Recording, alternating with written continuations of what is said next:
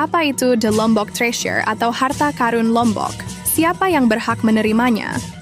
Hangatnya berita mengenai pengembalian harta karun Lombok memancing orang bertanya tentang apa itu harta karun Lombok.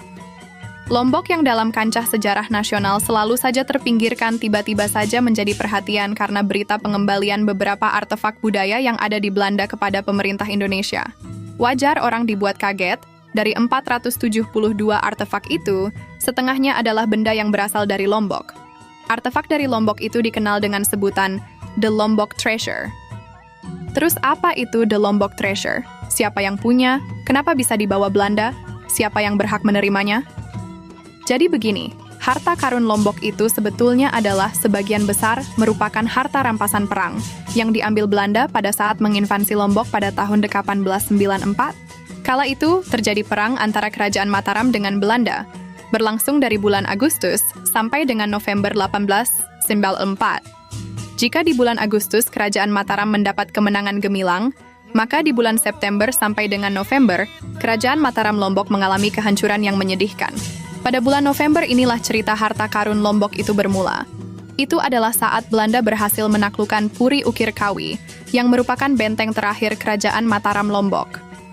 Pada tanggal 18 sampai dengan 19 November, penjarahan atas harta Raja Mataram di Puri Ukir Kawi mulai dilakukan Belanda dan beberapa pasukan Sasak, disebutkan saat memasuki ruang penyimpanan harta raja yang berukuran 3x5 meter, pasukan Belanda dan Sasak dibuat kaget dengan banyaknya harta raja yang ada di ruangan itu. Pada hari itu juga, versi Kran, Belanda mengangkut 230 kg emas dan 3.810 kg perak dari Lombok ke Batavia, dan pada hari berikutnya Belanda kembali mengangkut 3.389 kg perak dan 3 peti yang berisi perhiasan, keris dan benda pusaka lainnya.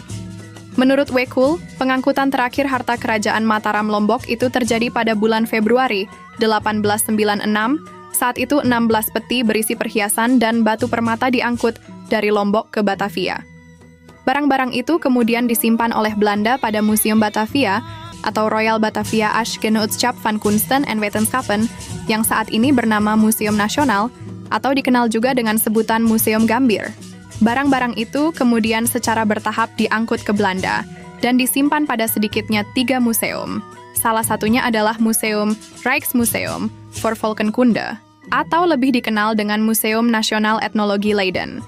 Mengenai usaha pemerintah Indonesia mengembalikan benda-benda itu sebetulnya dimulai sejak zaman Presiden Soekarno.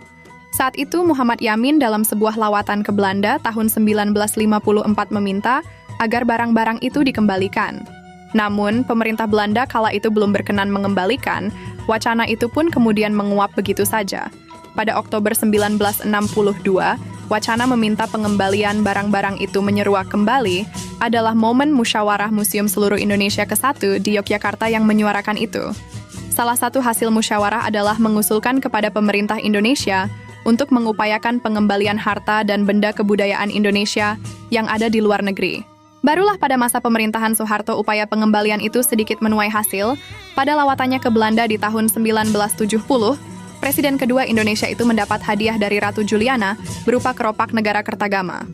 Namun, itu hanya penyerahan secara simbolis saja, karena faktanya pada tahun 1972 lah, kitab negara Kertagama yang ditemukan di Lombok itu benar-benar balik ke Indonesia. Selanjutnya, pada tahun 1978, Indonesia dan Belanda melakukan perundingan mengenai upaya pengembalian barang-barang budaya milik Indonesia. Pada perundingan itu disepakati bahwa Belanda bersedia mengembalikan beberapa benda dan artefak milik Indonesia. Salah satunya adalah regalia atau mahkota Raja Mataram Lombok. Benda-benda itu kemudian disimpan di Museum Nasional Jakarta. Dari pengembalian tahun 1978 itu, benda-benda atau artefak asal Lombok masih sangat banyak di Belanda.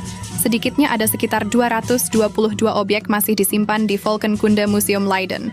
Pada proyek pengembalian di tahun 2023 ini, yang pada beberapa berita disebutkan sebanyak 472 objek, setengahnya adalah benda yang berasal dari Lombok. Dan bisa jadi itu termasuk 222 objek harta karun Lombok. Kenapa barang-barang itu dikembalikan ke pemerintah Indonesia? Tidak ke ahli waris Kerajaan Mataram Lombok. Jawabannya adalah karena Belanda hanya mengakui pemerintah Indonesia sebagai ahli waris sah Kerajaan Mataram Lombok. Meskipun demikian, Alangkah bijaknya jika pemerintah Indonesia bisa menaruh sebagian harta karun Lombok itu pada Museum Negeri NTB, biar orang Lombok tidak jauh-jauh ke Jakarta hanya untuk melihat harta karun itu.